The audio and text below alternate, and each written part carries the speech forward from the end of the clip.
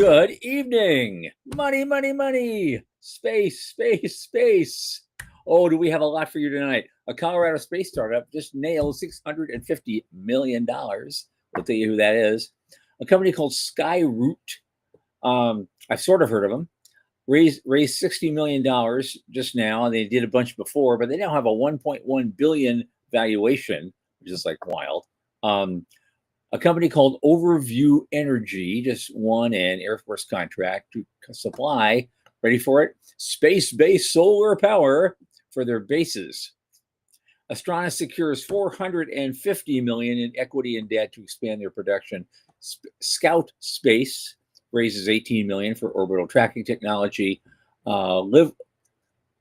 Livery gets 28 million euros for defense applications. Space Force adds, they have got flush with cash now. They're adding 4.4 billion to build the next generation of space domain awareness satellites.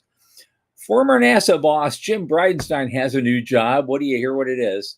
Interloon gets a NASA contract to demo helium-3 mining tech.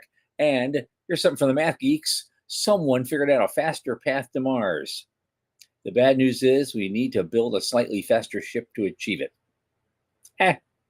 All that, plus our guest, Nick Marquez.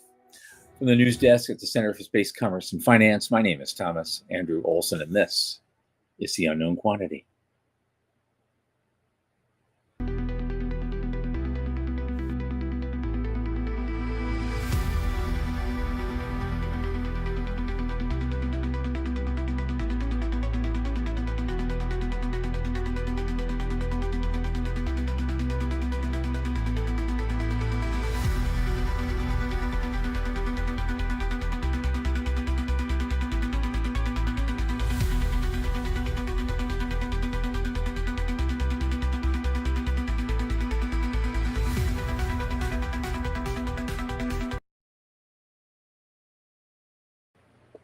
As you know, this program is brought to you by the Center for Space Commerce and Finance. And what do? Well, of course, we champion and strengthen emerging space startups and space-adjacent enterprises worldwide through advisory, access, and advocacy. Our pitch events and world-class boot camps fortify startups to be better investor-ready. Now, a lot of our work, especially this podcast, is supported by our listeners and fans like you. So just go to cscf.space/support and click that Plain as Day donate button. A little in the chip jar each month makes a big difference, or make it a lot. That would be even better. Don't forget to like and subscribe and tell your friends. In addition, I am putting out the call. I did it the other night. I'll do it today. The center is we're hiring. We're looking for an ambitious, freshly minted CPA for a little moonlighting work for a fee, but for a great cause and a great project. If you're interested, write to admin@cscf.space and do it as soon as you can. We really need the help. Now, speaking of friends, my oldest space friend, Michael Lane, who I understand just got a pet peacock, is here with me. Michael. Hey, I hear they're nasty animals. Peacock. Oh, they are. My grandma actually had peacocks in her barn, and they're ferocious, no joke. But they're friendly to my grandma. They're just not 6-year-old version of me that would have to go up and feed them. So they spook. How's things? What's going on? Okay, well, let's see. It's actually been a busy week for just a lot of stuff around the house. I just got a whole bunch of insulation blown into my crawl space, in the upstairs. So I'm hoping that's going to lower my electric bill a little bit this summer. Right. Cools things down, yeah. That was today. Otherwise, I'm just trying to get through stuff. I had a cancellation on our big panel that we're doing, and so maybe I should tell you. Yeah, Dennis Stone couldn't make it; he's not coming. And so I know I'm trying to figure out who of that caliber could fill his seat. Right. I've got a couple of people I'm thinking of, but I don't know if you're available. I can put you on that panel. But guys like us, because we're talking about the future of entrepreneurship and investment in the 21st century for space, and make it everybody to come in. And I've got to, because Coburn told me that sometimes that first panel of the day on Friday after the first Thursday night Right. can be kind of sparsely populated. Little tough. It's It's a little everybody's tough. having a reunion until 2 in the morning. And so I'm going to try to do some kind of marketing to, encourage people to say, you know what, have It's one worth less glass of wine and come see us in the morning. You're not going to want to miss this panel. Trust me, Right. you want to make it. You want Right, to see right. Who else is on it? Is that Daniel Faber? Is that the panel? Dan Faber's on it, Lisa's on it. Yeah. And a guy from Saudi and a guy from Africa. And they're all amazing people. Heck yeah. I want on that. I Okay. want on that for sure. Okay. Yeah. I was just having a conversation with somebody just a few hours ago. I'm like, look, we think we're a big deal with our $650 billion. Yeah. Right. And new stats just came out. The whole global economy is worth $130 trillion. I saw that. Yeah. And it's like, and only 4 countries do half of it. Yeah. Yeah. And and 2 of them are the US and China, and that's 40%. And the next 2 after that are way down. They're way down there. It's like Japan and France, maybe, or the UK. Yeah, but they're way little tiny guys to make up that. Then there's everybody else. Right. And space kind of fits in the everybody else category, but pretty much at the very bottom of the everybody else category. Yeah. Pretty much. Yeah. But hey, 25 years ago, it was 0. There was no category. Right. So you know what? Didn't even make the list. Yeah. That'd be great. I had another conversation, same person, about this rolling tsunami of new money that's gonna float in. All of the SpaceX people are about to be flush in ways that are game changing. So yeah, I'd love to be on that panel. That'd be super fun. Okay. I'll make sure I wake people up. I promise. I'll wake them up. If they come in the door, I'll keep them awake. Okay. That's it. Well, it's not even that. It's like I want to pre-market. I'm going to try to get Rod Pyle to let me use his mailing list. Oh yeah, great. Yeah. Because we're all collegiate now. We're all on the same team. Why can't I put a little blurb out on their mailing list to promote our panel? I'm going to respond to Sean for a second. He just said the star. So that Michael Mealing and I coined the phrase Starship Singularity, and then Garrettson came along and wrote a paper on it. Sean just referenced the SpaceX Singularity, which could be its own thing. And I think that's actually pretty insightful. Yeah. The world changed because of this. So yeah. Well, there are small black holes, and then there are huge ones. So yeah, that's also a singularity, isn't it? Right. Yeah. Sucks in all the money. And so we'll see what's left at the periphery when it's done, right? Nice. Right on. Yes, Sean, thank you for that comment. I'm not going to replay that. That's not going to happen. Yeah. So what do we got? Money. Here's another company I didn't really know anything about. That's because they're a defense startup. Yeah. So I don't pay as much attention to defense stuff probably as you do. But there's a company called True Anomaly, and they've raised $650 million in late-stage investment money, and they raised more than $1 billion since 2022. Its total valuation is now $2.2 billion. Wow. And they already have factories in Colorado and California, and they have a very aggressive plan, I guess, for the next 18 months. And so this, they're doing space domain awareness, and they're doing other types of things like that for Space Force and for the rest of the military. And they said they mentioned the space superiority matters because China and Russia have turned space from a sanctuary into a contested warfighting domain. That's their press release. Yeah, that contested language goes back to General Raymond, the first Space Force commander. That was his phrase, contested. Congested and contested was his exact wording. And so we're countering in the private sector with a $1 billion valuation and testy language. So there you go. But good for them. Yep. And I hope that that helps things. But that's a lot of money, and you gotta mention it. You gotta. Yeah. Well, here's some guys I've heard of. Did you say that their valuation is only $2 billion? $2.2 billion. I want to dig into that because that doesn't make any sense to me, right? Yeah, that's just a multiple of 3.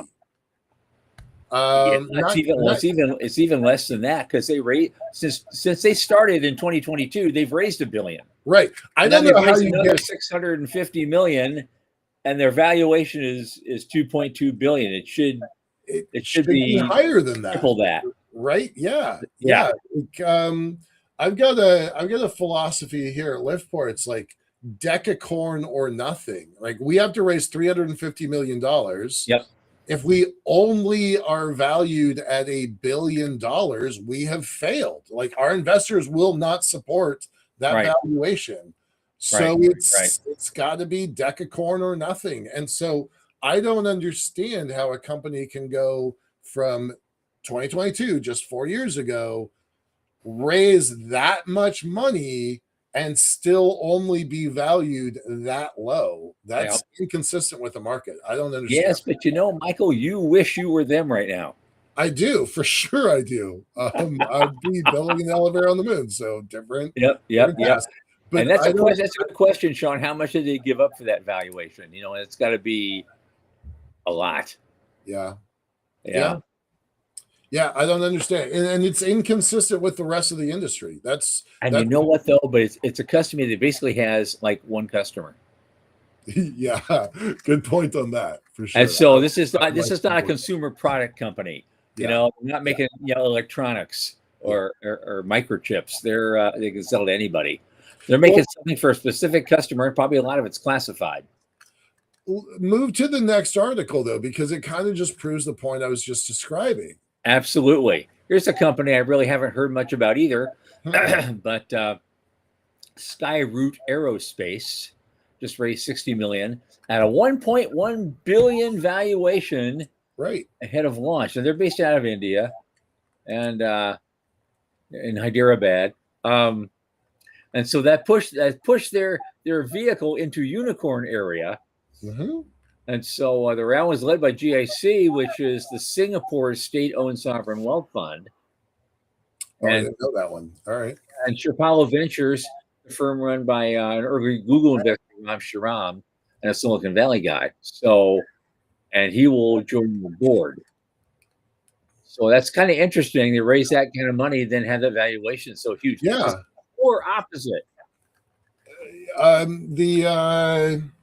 The folks I keep bringing up here at StarCloud in Seattle, they've got a $2 billion valuation, and they've pulled in pretty close to $400 million. So it's a 5x ROI.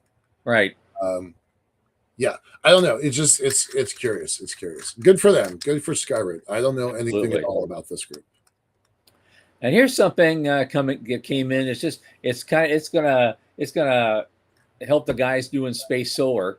They're gonna get all excited.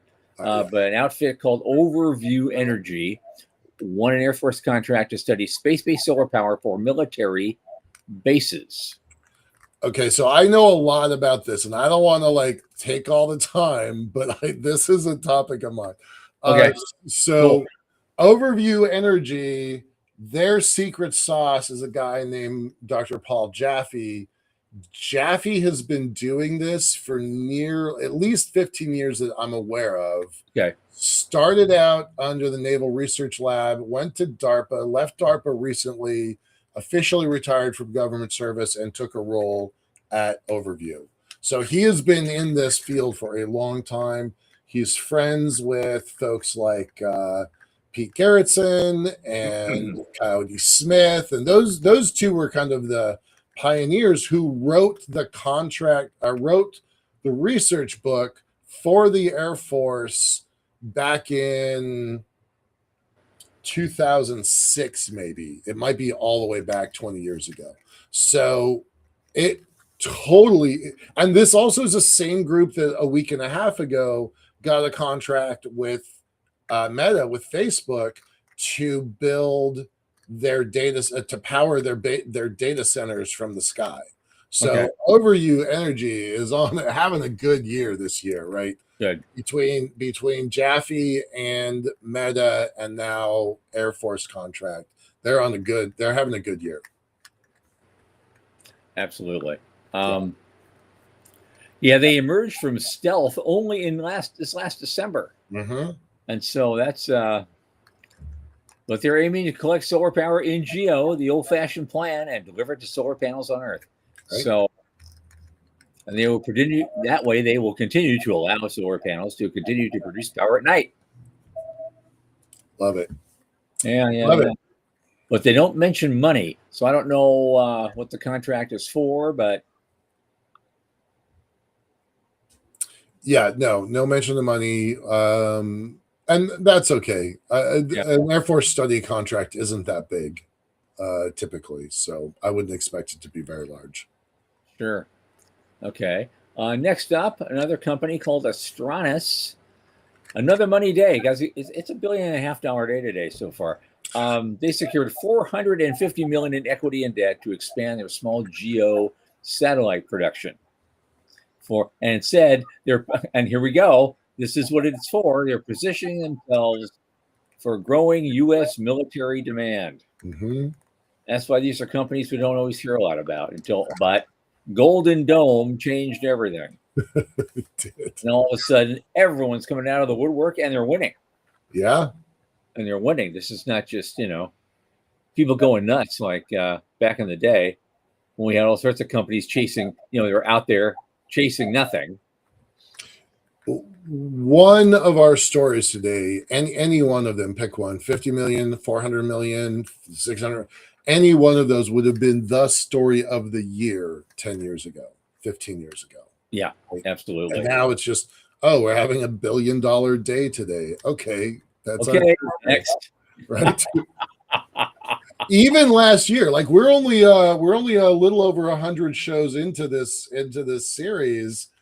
And even last year, we'd be like, we would have dedicated the entire program to digging into one of these stories last year. Yep. Yeah. And now it's like, you got to move on. You want to, our guest is coming. You got to, Right? Fish in a barrel, he said. Right, exactly. Fish in a barrel. Absolutely. Yep. Okay. Well, here's a pocket change one then. I hate to say that. I'm sure they're good people. Right. Scout Space just closed at 18 million Series A to expand orbital tracking technology. So since I'm pretty sure it's largely software based, it's not like these other things that are raising vast amounts of cash because they're bending metal. They are. Atoms and electrons are two different things. So I'm not sure that's correct. I'm not 100% sure that this is the same company, but I thought Scout Space was going up there and doing observations on orbit. So they would go up, they have their own satellite and go up next to another satellite and take a picture. I don't know. Maybe they changed their business model, but that was their business model before. I know they changed CEOs about a year ago. I don't know anything about that story at all, just that there was a change. So maybe this is a change in the organization too. But what I remember from a couple of years ago was they were going to do photographs of your satellite on orbit. And that has a lot of military applications. If you can get close enough to take a picture, you can get close enough to ram it. Yeah, so, absolutely. I don't know what they're doing. I'm curious about this. I'm gonna have to look up Scout. Yep. Before I go to the next one, I just want to give a shout out to everybody. Obviously, Veronica Ann's here. She was here early. Joe Pistritto, Joe Luttrell, Jason Todd Sprecher, Morty. Gang's all here, y'all. Thanks for being here. Appreciate it. Love you guys. Yeah. Okay, let's move on. Okay, there's a company called Live EO in Europe, Hmm. and they secured 28 million euros to accelerate their own push into defense applications. They're a German Earth observation data provider. Hmm. And so they're going to accelerate expansion into dual use defense and security services as it positions itself to compete for a share of Germany's planned 35 billion euros in spending on space related defense projects. Hmm. And so they've been around since 2018. They offer what they call an AI powered Earth observation analytics. Is this, if you were to go back in time, is this the Planet Labs of Germany's sovereign effort? Probably. Yeah, that's how I'm interpreting this, Yep. right? We're, Yeah, we're I see that. the world is going to use the American playbook. We're Mm-hmm. 10 years ahead of everybody else, but they're trying to play catch up. That's how I read this. Was this is a good idea? Germany should do it. We've talked a lot about their 41 billion US investment in the defense, especially defense space projects, and so this is one of the first results of it. But this feels like Planet Labs for Germany. That's what it feels like. It's just another example, though, of the desire of a lot of these countries to go sovereign, as it Yeah. were. They want to create their own capabilities and not be so dependent upon us. If this is the Planet Lab equivalent, and they don't use lab anymore. That's not in even their name. I use it because I'm habituated to it. It's just Planet.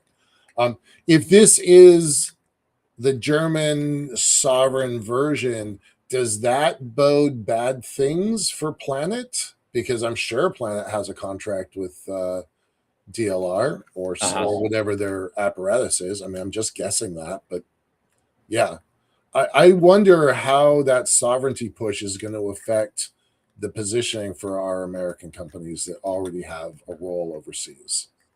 Yeah, that's true. But we went through this before. We went through this before the other way around years ago when ITAR came on board. Oh, I We had forgot great that. companies that were Yeah. selling great products to places like Italy. And Yeah. all of a sudden, because of ITAR, they couldn't ship them to Italy anymore. So guess what? Italy got some investment and started figuring out how to make their own stuff. Right. So, I mean, sometimes we shoot ourselves in the foot.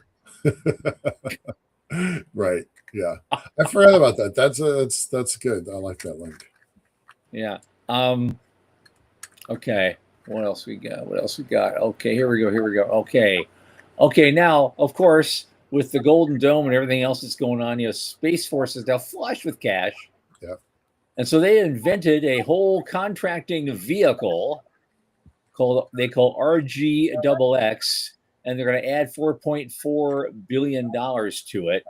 It's a nascent program to build next generation space domain awareness satellites for geosynchronous orbit. Now that award service already gave 14 companies a cumulative 1.84 billion to build those next generation. We've been talking about those for a couple weeks now. Yep. Yeah, we've talked all about that. So this is deeper insight into the org that is making those awards. Oh, all right. Yep. That's what this is.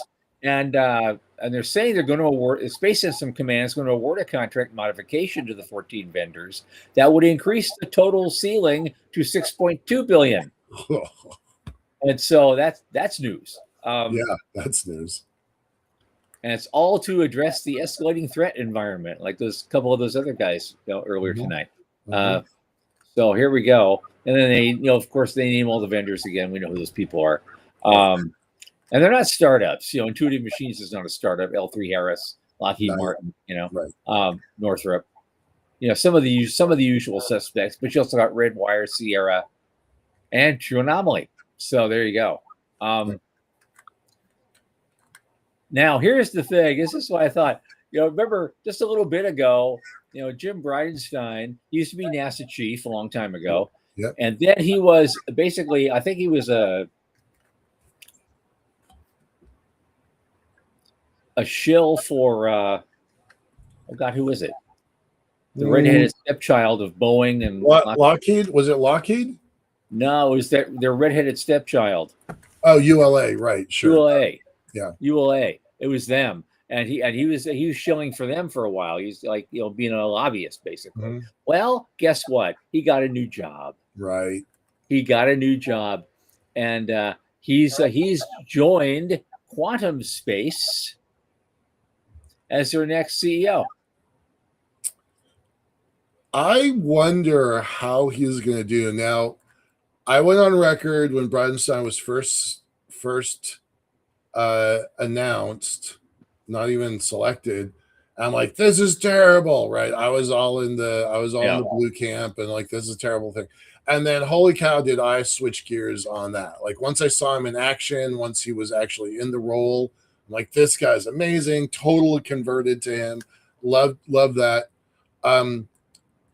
Are you aware of any entrepreneurial background for him? Because I think he was in the Air Force, and I was thinking he was in Congress. And he was in Congress. He was yanked right out of Congress to be NASA administrator.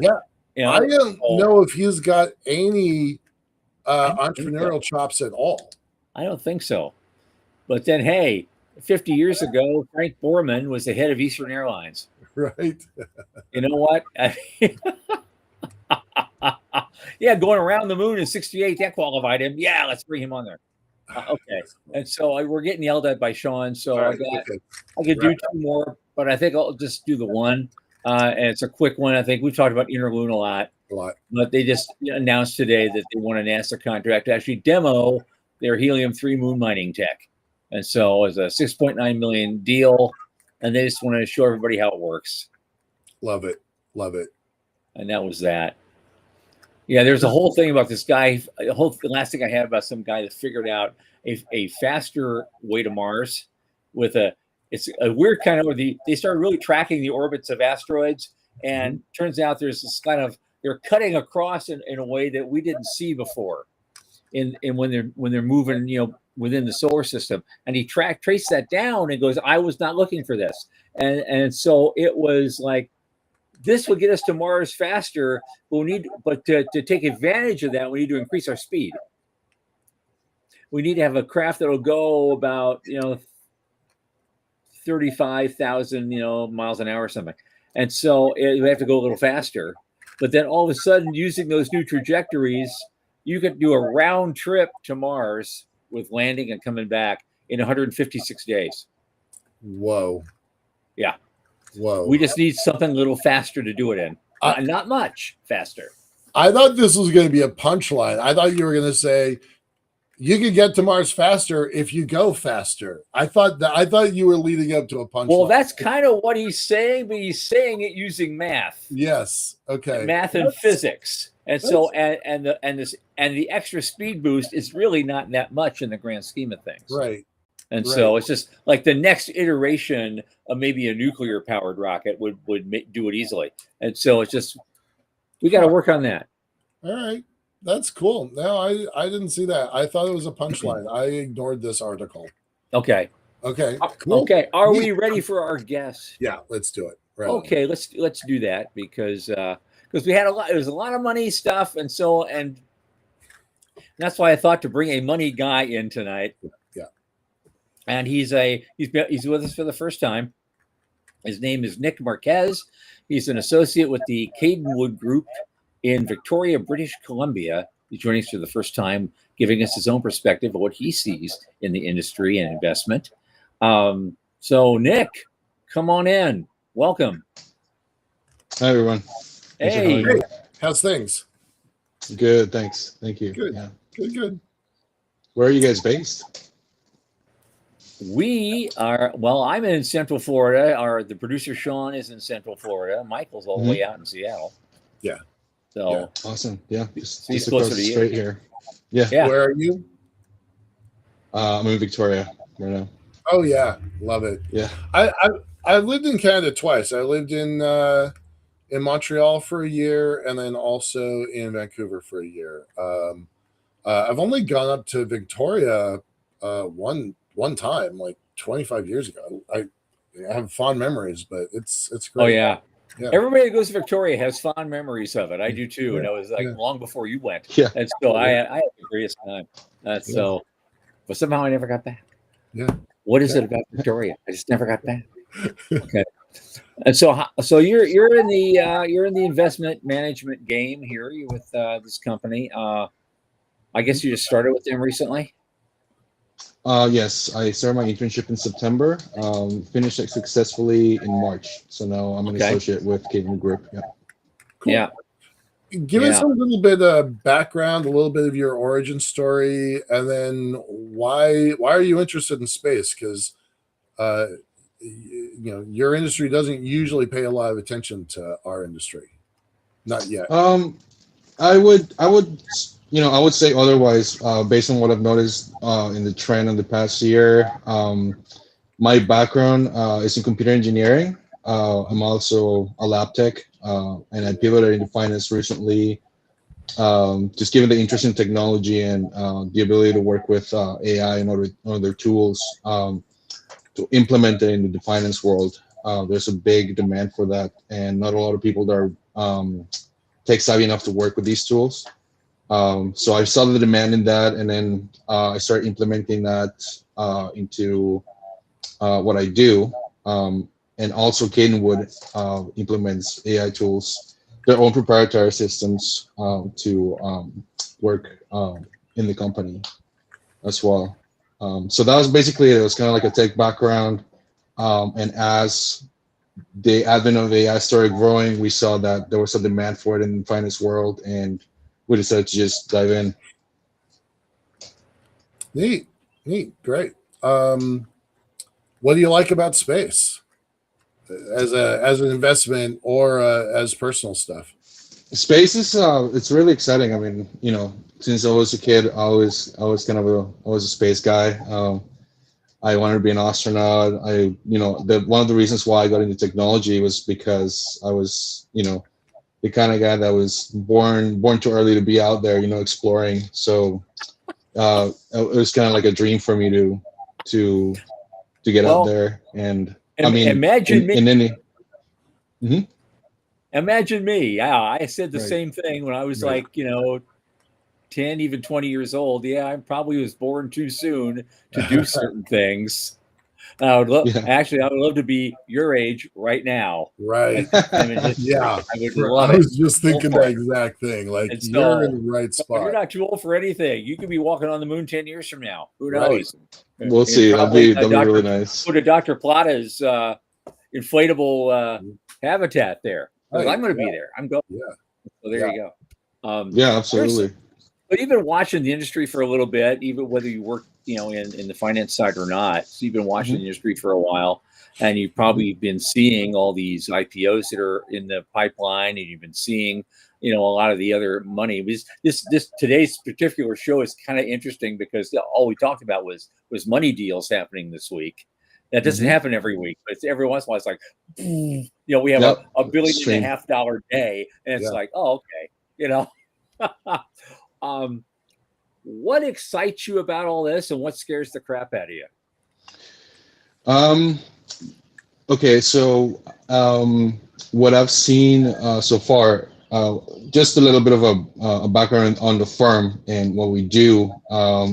We do work with companies and startups on a capacitive advisory role, so M&A, capital raises, financing transactions.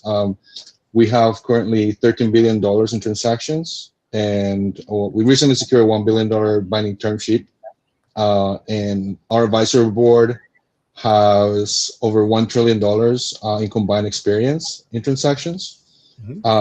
We have also closed a $128 million deal for an IPO in NASDAQ. So we look at those transactions as well, and a lot of them are tech related. I started addressing the data center demand, but it just quickly started, spreading to AI, defense and aerospace, infrastructure. All these things are connected, and I can tell you an example. I had no idea that I was gonna, stumble upon a satellite opportunity and also Kinwood has closed a deal with a satellite company, and they basically interconnect satellites. So they have laser communications, and that is just exploding right now. Specifically, interconnectiveness.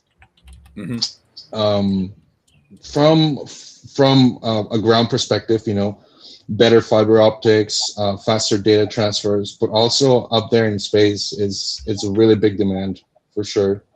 And there's so many deals going on with specifically communication satellites. Okay. And well, I guess we can move on to what scares me a little bit. There is quite a conflict of,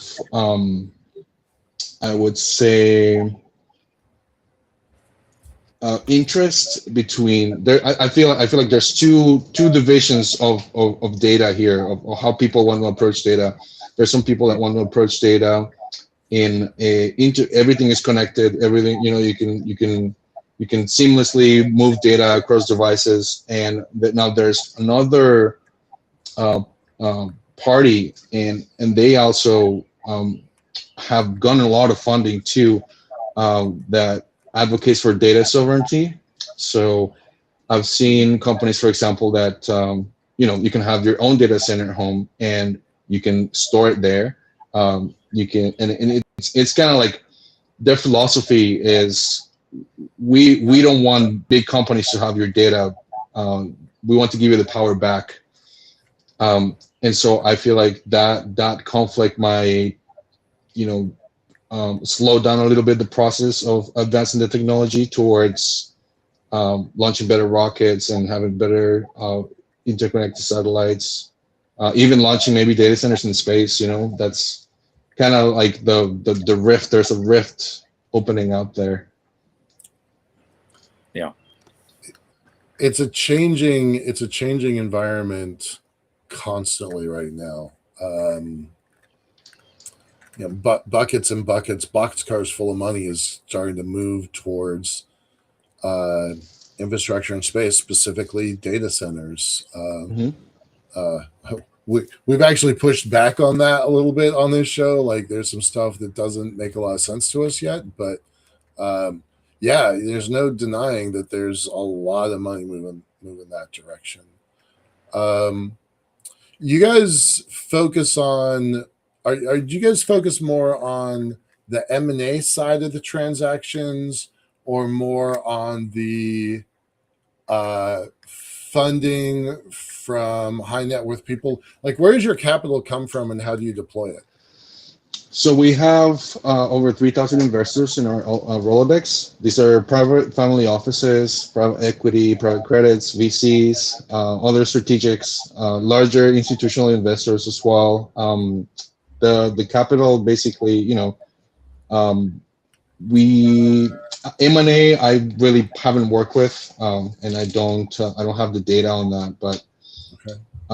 The capital is basically deployed in a 12 to 14 week basis. So we have a strategy that we work with each company to reach out to their specific investor universe and then work from there. What does kind of a perfect company look like? Like, what do you look for? Ideally, now it would be a client. Like, you would take them on, and you're like, okay, we're going to go find capital for you, and then I'm guessing success fees is how you all get paid. So there is a fee structure there. Also, it's highly flexible depending on the prospect. We even have people that we wanted to bring on pre-revenue, which is not typically ideal, but the technology is being so promising that our market research has shown huge demands for these technologies. So we're like, we got to bring you on. The valuation is really, really big, and these are third-party valuations that they themselves had, and our analysis as well. What right now, with what you're doing right now, what's the typical size? Well, we do 10 million and up usually. But like I said, we've done $500 million deals that come out of nowhere just because we find them. And like I said, we secured a $1 billion binding term sheet recently. 350 million. Just gonna say that. Yeah, it's I only need it's 40. a large. I only need... Yeah, it's large sums, yeah, for sure. I mean, I never thought I would see a $1 trillion IPO like ever, but here we are. No, here we are. Yeah. Gosh, I don't know how long you've been watching our show, but we track that from it moving from $1.25 trillion to $1.5 trillion to $1.75 Yeah. to $2 trillion. And some of those jumps, I swear to God, happened because a tweet that was posted as a question turned into a fact when Elon said yes. Like, that's how they moved $250 billion via tweet. So yeah, we've been watching that for this play out for a while. It's insane. But like, focus back to you though. All right, so you know your minimum investment's $10 million. There's kind of no limit. Like you said, you did 500 million. You placed 500 million. What do you look for? Because I mean, our whole audience is deep tech. We are deep tech founders for the most of us. So let's get really specific. What does a company need to supply to you to justify your risk of $10 million on that organization? And what do you want out of it? What do you get out of it? They usually a lot is said and analyzed when you look at the data room and the patents as well. That's basically what we look for is a technology that has the demand or that the demand is there for it on an organized data room. Like I said, we usually work with post revenue, so usually with a few close customers, just to show the investors that the demand is there for it. It's really strange because some of the people that even in the investment universe, like AI and stuff like that, they don't. You try to explain to them, that large language models, for example, they're not the only thing that exists in AI, in the AI space. Actually, I'm gonna just say this as a little secret between you guys and I and the people watching. There was a call that I was in with a company that was not using large language models. They were using a physics-based model to formulate polymers for a pretty large defense and aerospace company in the United States. Okay. To be used in space, frankly, and that's not LLMs or anything like that. It's deterministic. So it's really it's an ever changing space right now, and trying to navigate what it is and trying to be like stay on your toes and discern what is good, is bad. It requires you to be on top of the technology. Okay. I'm gonna honestly, that was a pretty vague answer. I was looking for something a little bit more specific. If somebody is trying to raise $10 million, you need to see what out of their data room to justify it. What do you talked about talking to some customers in the space industry. There's only kind of two paths there.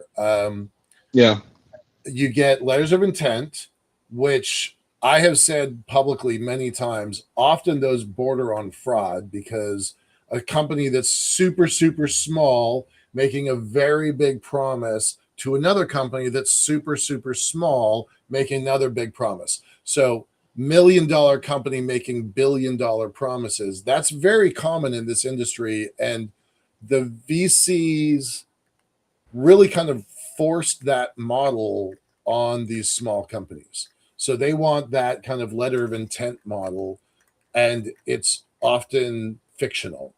The other way is just go build something, usually with a government contract, go build something, and then you get the customers afterwards. So if a company really is coming to you with a request for $10 million or $20 million, what do they need to show you that justifies your risk, and how do you take that risk? How do you take that risk? Well, I guess if you talk from the government sector, I mean, usually that means most of the time defense and aerospace. So dual use, I think, would be a good prospect. I honestly, like I said, I just pivoted into finance recently.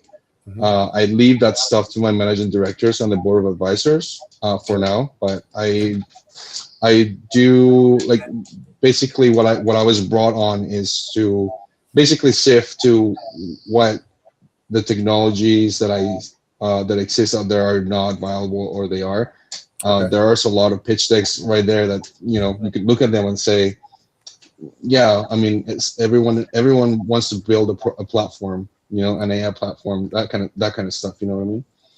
So as to not waste the managing director's time, and yeah.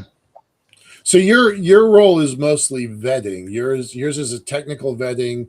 This passes the physics test. This passes the engineering test, and if it does, then you move it to the next level. Am I reading that right? Correct. Excellent. Yes, that my task is to verify that the technology it's actually viable, and look at, for example, white papers, patents, and things like that to actually, from a technical standpoint, pass it on to the actual, the heavy hitters in the group to determine what you were talking about. So I apologize for the vague answer, but I'm still kind of like trying to navigate into the finance side of things. Right. Yeah. No, that was great. I appreciate the candor on the second ask of that question. You don't know us. Tom's trying to raise his capital for his airship. I'm trying to build my capital for my elevator. Everybody on our internal side of our call is trying to build something. Our audience is trying to build the future. Those are the only people. Like, maybe there's other people that are in our audience and we like them also, but the ones we care about are the ones that are really trying to build the future. And so, like, these are not vague questions that I'm asking you, because our audience wants to know how to put together a document that y'all will take a look at, because space engineering is hard, but our audience is smart and we're good at this stuff. So having somebody that is knowledgeable, that is willing to take a look at big crazy ideas and say, this should go to senior management, this should go to be vetted and evaluated. That's great. Love that. Yeah, I mean, like I said, because of the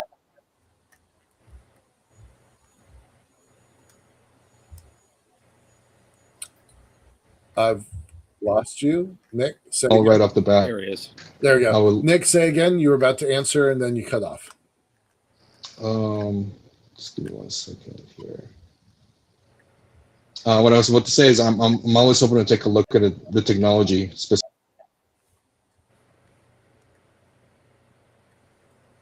Drat. This was me last week. This is you last week. No, Nick, are you back? Good. You're back. Yeah. Okay. Yeah. So, like I said, I was going to say, always the technology is something that I'm always willing to look at. From a standpoint, I don't have the quick judgment to say, yeah, this is not sound. I've had, a lot of proposals go on my desk, and I am proud to say that I've been honest with them. Some of them still need work. Some of them don't really have you know, basically, they're just buzzwords slapped together and a lousy white paper kind of thing. Yeah. I'm also, like, I'm willing to give advice too. Like I can look at your documents and say, and I've done that for a lot of people. I have done that. I'm currently doing that for someone who's trying to build their company that, it's their first one. They have no idea what to do, and they're looking for advice. Awesome. So it's also that voice, of like, trying to help people build their technologies, because it's kind of the world's a little bit divided between the power equity side and then technology people, and so I personally want to be a bridge between those two. Like that. Okay. Yeah. Tom, were you gonna say something? Yeah, but also Sean looks like he came up with a question. He asks, are you guys building a balanced technology portfolio in general, or do you just look primarily for the deal? Primarily right now for the deal, although we do have a pretty balanced technology portfolio. Okay. It's very extensive, and we also count all the other transactions that our senior advisors have done, and they also are experts as well in not only in the finance field but in their own specific fields. So they look at healthcare, for example, like I said already, defense and aerospace, infrastructure, real estate, various verticals, really. Mm-hmm. Okay, yeah. Veronica also asked, do you guys ever conduct workshops to help startups or do something like that? No, we don't actually, but Okay. I mean, I would love to get the ball rolling on that. I mean, there isn't really anybody that's doing that right now besides consultants, right? Stick around after the show, and we close out the show. We usually chat for a little bit. Let's have that conversation. There's something probably worth talking about. Good idea, Veronica. Thank you. Appreciate that. Something I was going to ask, guys. I know, because this is a show about space and money, and you're obviously looking at the industry a lot, even though you're not maybe doing a lot in it yet. I was just my question was, given the nature of how your firm works and your place in it, I was just curious if there's something out there you've been seeing that kind of excites you personally, but you're in the context of your firm, it's not quite ready for prime time, and you're not going to pitch it. Would you like to see it someday? For sure. I mean, I've seen a lot of what excites me at the moment. I think I already mentioned it, is the shift from LLMs in AI to the like nitty gritty of engineering, which is having an AI be able to use physics to plan how to build a dam or to build materials. That is still in its very early stage, and the computational power is enormous. So I had to step back myself and say, okay, well, what should be the focus for me right now? And it just came down to energy. It's what it is right now for me. So I'm working with a lot of energy companies on that. And then once the energy is there, we will eventually have the computational power to use these new models to help us, get out there eventually, That's the biggest constraint right now, but it's also exciting because there's a path, How strong are you on the engineering and physics of space? It's not your training, but are you? Not really, but I'm an enthusiast. Okay. I would say. All right. That's fair. You can do a lot. You can help a lot as an enthusiast. So for sure, that's what I'm doing right now. I just connect people with capital. So yeah, I mean, yeah, in our world, you're the prettiest girl in the room, right? if you're willing to dance, you're the prettiest girl in the room. So, you will.